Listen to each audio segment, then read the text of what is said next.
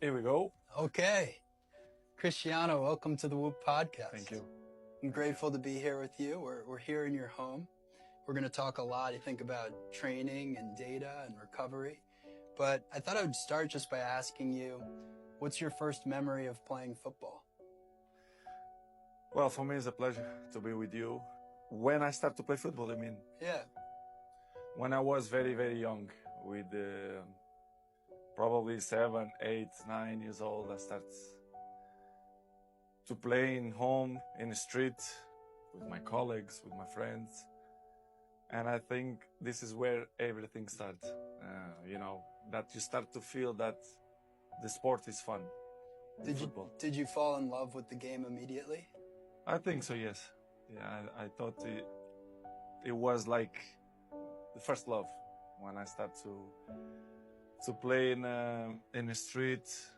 It was fun, and I said, "Listen, I like this." Now, did you know that you were going to be a superstar your whole life? Did you have that feeling like Never. No. Never.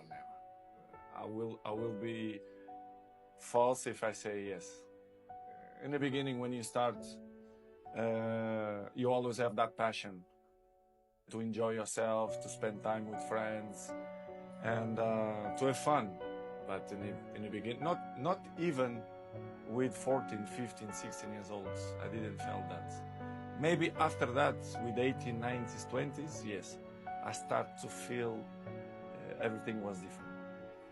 And in that time period, did you find there were a few people that you gravitated to or who gave you that sort of motivation to say, okay, I can do this? In the beginning, probably was my father. My father in the beginning pushed me a lot, not a lot, a little bit, to follow my dream. In the beginning, with 7, 8 years, it was my father, because he saw that I had some talent, and he kept pushing me to play not only in the street, but we had a local team in Madeira that they call Andorinha. I don't know how you say in English, Andorinha, no sé cómo se dice esa palabra. I don't know how you say, but now they're going to think is a club, Sure. a Madeira club that everyone knows if they, Andorinha. I will tell you in English, is the name of the bird. Yeah. And I start, to be with teammates, and I start, the rule of football. I start that there. Now, we talked when we first met about this difference between making it because of talent and making it because of work ethic. And you said to me you felt like an enormous percentage of your success has come from work ethic, and that there's sort of an unfair perception maybe of you of just being hyper talented, and that's where all the success comes from.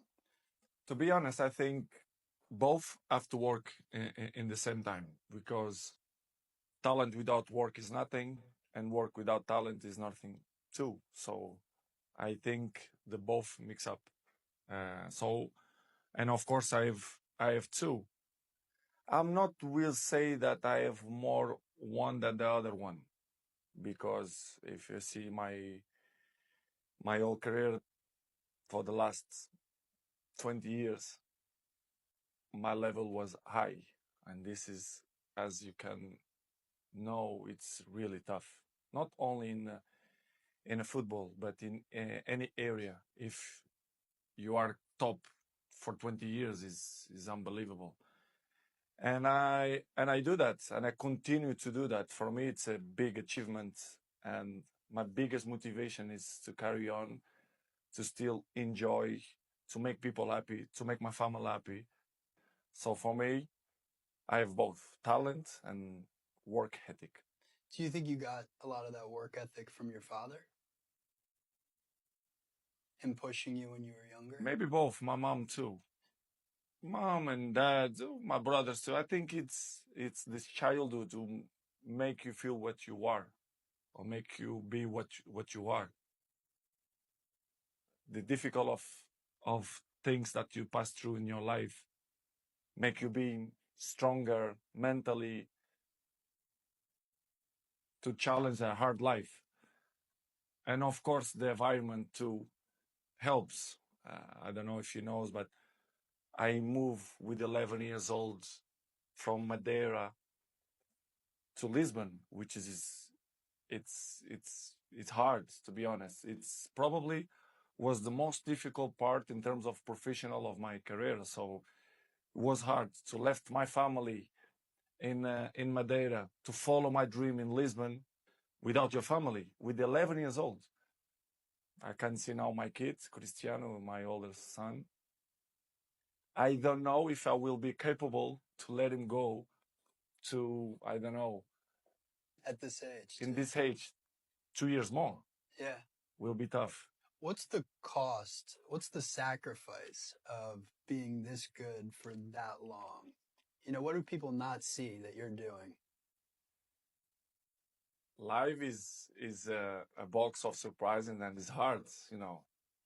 It's not easy, you know, to be in this level and still push and still motivate to carry on, you know, to score goals, to be in a good shape, to compete with the young lions. They coming, and when they play against me, they want to show me that they are stronger than me and faster than me. You have to prepare very well, not in terms of physically, but mentally too. I think it's very hard. But in the same way, it's a challenge, you know, because as you can see, you if you treat good your body, you can maintain so many years. And this is the big challenge for me. And it's great. I feel proud for that. To have this age and still compete in a highest level, for me, it's great and give me motivation to carry on. Well, a lot of your discipline comes through actually in your Whoop data. And we're going to talk a little bit about that. When did you first discover Whoop? I discovered Whoop a few years ago. And to be honest, it's for me, it's a tool that can help me. It's like to have a doctor in your wrist. Yeah. And for me, I cannot live without Whoop because it's helped me a lot, not only in terms of physically, but mentally, and in a sleep way. It's a great tool in my opinion. So I'm really pleased that I use it. It's like in the beginning, I fall in love since I start to use it. So I feel good with that. Well, a big thing that we've tried to do at Whoop is find people who authentically love the product and then amplify their story. And you've been on Whoop for 646 days now, it turns out. You've got 95% compliance, so you literally wear the product nonstop, it seems like. And for us, like, what's amazing is now we get to show the world, how does Cristiano Ronaldo train? What's it like to be him? What is all the dedication and work ethic that goes into it? So with that in mind, I want to talk a little bit about your data. First of all, you have a resting heart rate of 43 beats per minute, which you know, but that's in the top 1% of men on Whoop. And even amongst professional athletes, it's in the top 3%. So that's, as you say, top. Top. Top. That is good. Your sleep performance, 81%. So that's pretty good.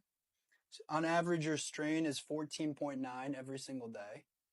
14.9 out of 21. So that's high. You're getting 51% of your days are in the green, and then the rest are in the yellow, and then a very small percentage are in the red. So even with all this training, your body's still recovering, which is really impressive. What are you doing to recover so well? Well, I can be cookie and say, I give you the map. You are willing to do that? Yeah. It's the main point, because everyone wants to be Cristiano, but I give you the map.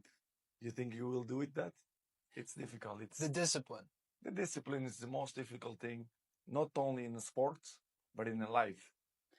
So the Whoop journal, which for people listening to this, allows you to input all sorts of behaviors and activities and lifestyle decisions. You actually track 43 different things in the Whoop journal. So let's see here. From a diet standpoint, you're tracking carbohydrates, turmeric, zinc, caffeine, vitamin B,